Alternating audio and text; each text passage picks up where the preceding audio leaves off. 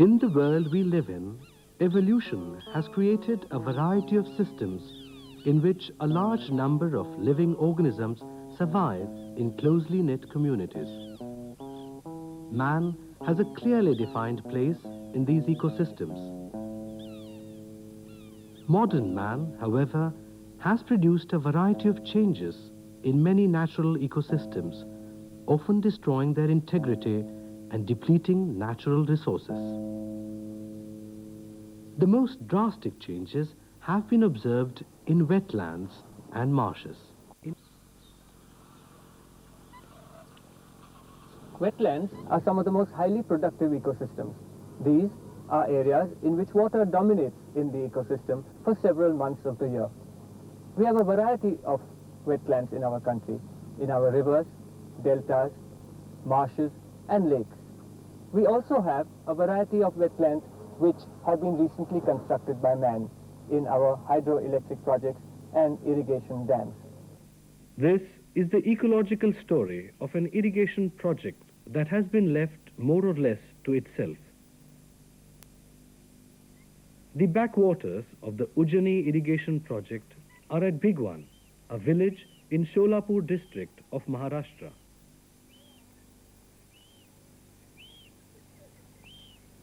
The dam was built only a few years ago across the Bhima river.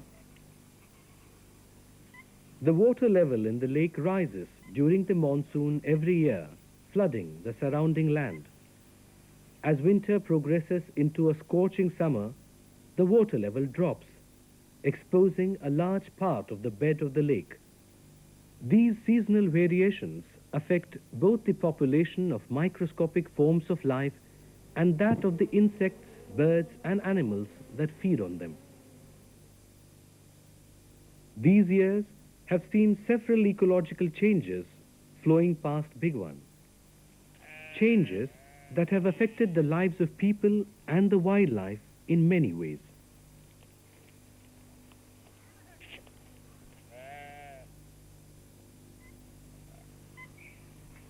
In 1985, the newly formed wetland had wide expanses of shallow water surrounded by extensive mudbanks. Algae and microscopic forms of life were the first to appear in the water. They were soon followed by aquatic insects, worms, and mollusks. These began to attract flocks of birds that waded in the shallows and probed the muddy ooze for food. The waders were the commonest types of birds seen at the wetland until 1985. The greater flamingo was the most spectacular of these.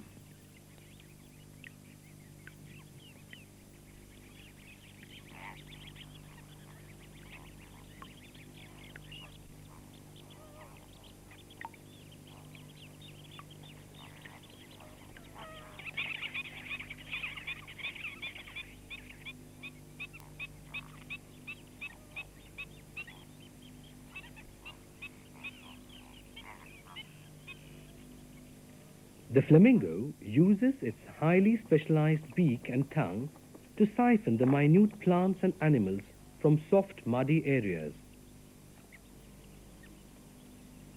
Paddling together vigorously in large flocks helps to dislodge their rich source of food material.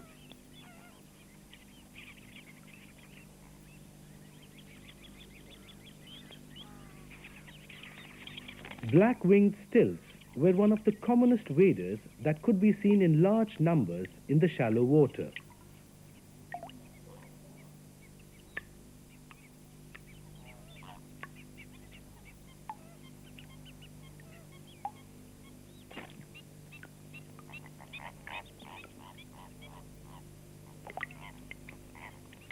Wagtails hunted for insects at the edge of the lake.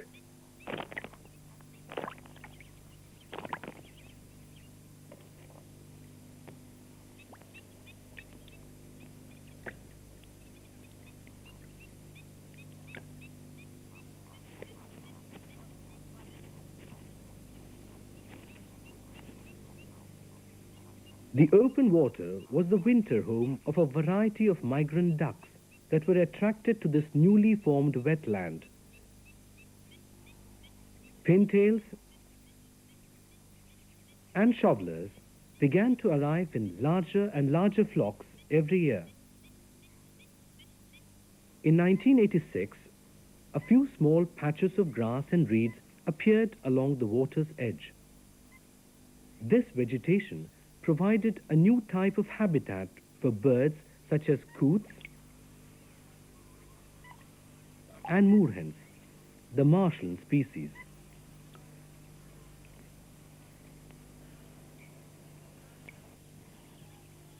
The wetland seemed to throb with life. The lake now provided highly diverse types of habitat conditions.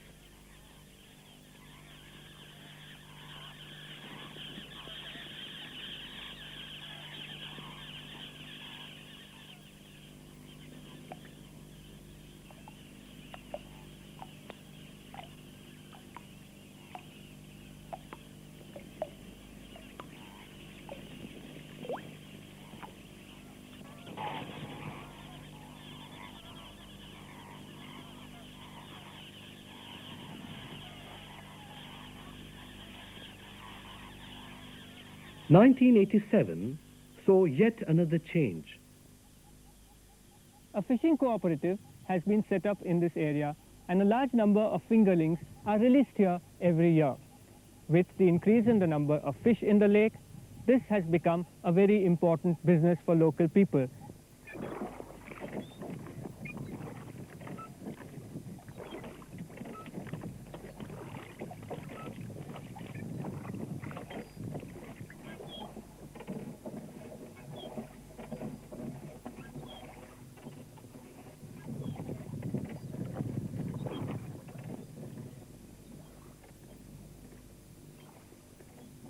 Along with this economic benefit, we have also found that the fish attract a large number of specialized fish-eating birds.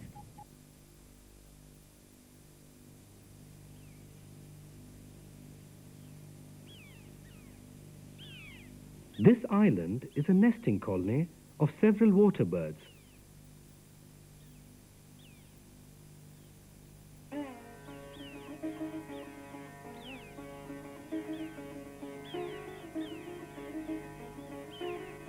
One of these is the river tern. It lays its eggs in small depressions on the island.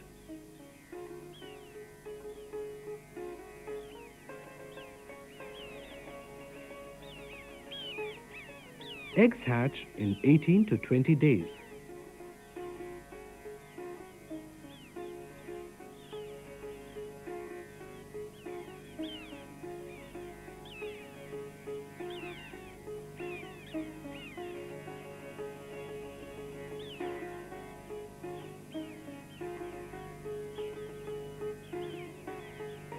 The parents fly all over the lake to collect food for their hungry chicks.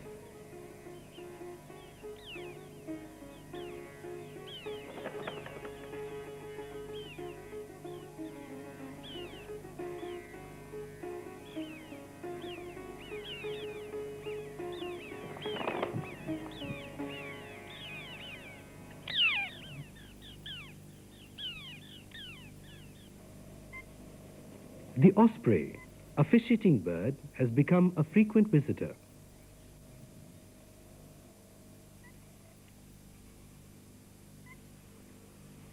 Seagulls also thrive on fish.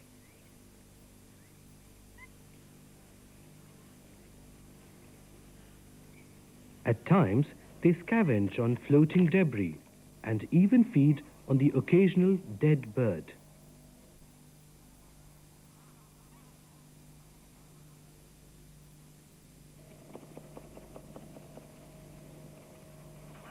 On a nearby tree, storks and herons have built their nesting colony.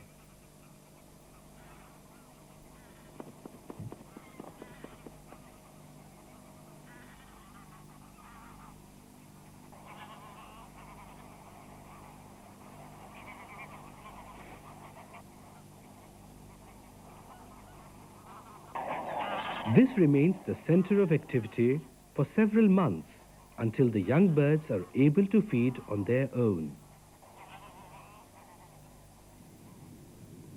In 1987, we observed a new change in the ecosystem of this lake. The backwaters were suddenly colonized by this species of semi-aquatic grass known as paspalum.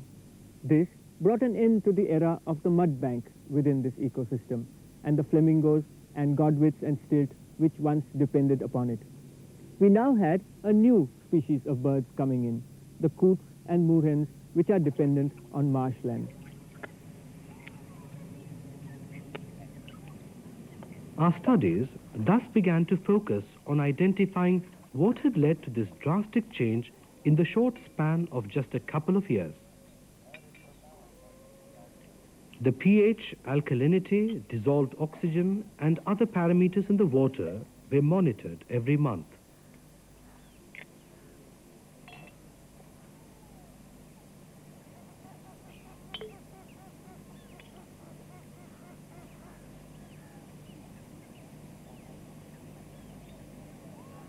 Seasonal variations in the micro and macroflora were also studied.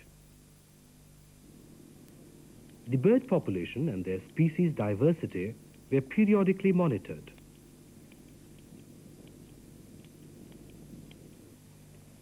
Coots 611. We found that our lake had changed from primarily a mud bank ecosystem in 1985 to a highly diverse habitat with mud banks interposed by patches of grass during 1986-87.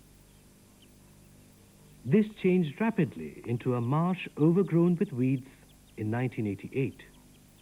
A highly diverse multi-niche ecosystem had become a single niche system capable of supporting only the marsh birds.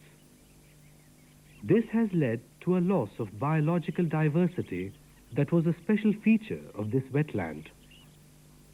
This change can be attributed to an acceleration of the process of ecological succession. A well-known ecological change is the annual cycling that occurs in a small pond. In a newly formed pond, several simple unicellular plants, such as algae, begin to multiply. Microscopic animals, such as the amoeba, also appear. These are followed by aquatic plants, insects, mollusks, and fish. With every monsoon, the rain washes more and more silt into the pond. This changes it into a grassland. Eventually, a forest system is established, and the pond disappears. Normally, such a successional change in a large lake should take several decades. So what could have led to this very rapid change at Big One in just a period of 2 or 3 years? The answer lies in a process known as eutrophication. Eutrophication indicates that the amount of nutrients within this water is extremely high. This has stimulated the growth of algae, the underwater weeds, and the semi-aquatic paspalum grass. The rapidly developing eutrophication could be attributed to the excessive amount of fertilizers used for growing crops at the water's edge. The residual fertilizer is washed into the lake by rains during the monsoon months, stimulating the growth of this thick tangle of vegetation. The mud banks that were the source of food for the specialized waders are now inaccessible to them.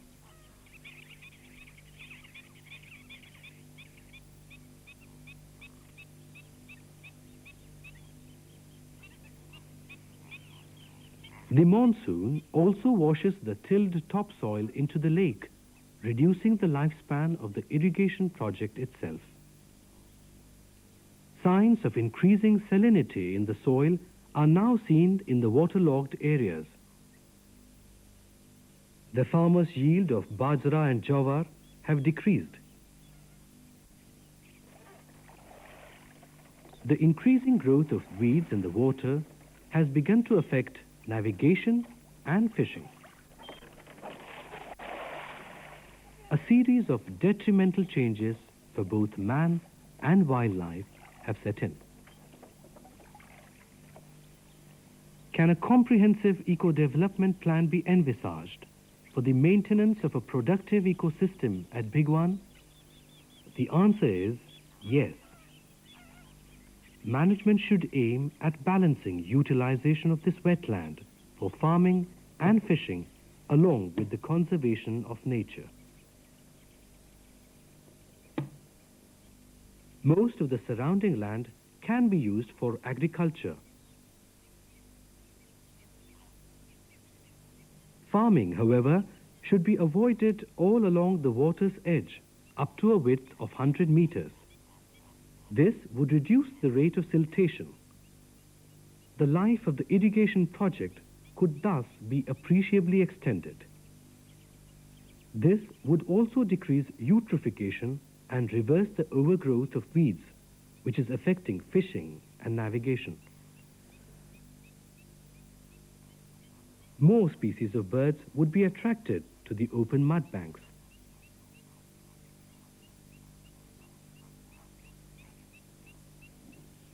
Fishing need not be prevented all over the lake. The fishermen can easily leave the nesting colonies and feeding zones of the birds undisturbed. This would be a small price to pay for a major conservation gain. Our study has thus given us the baseline data to be able to formulate a comprehensive management plan for this wetland. Similar conflict issues have occurred in various other wetlands in our country, and they all have their own specific problems and their own specific answers. If proper eco-development plans and habitat management for wildlife can be brought together, we can have man and nature coexist in these wetlands.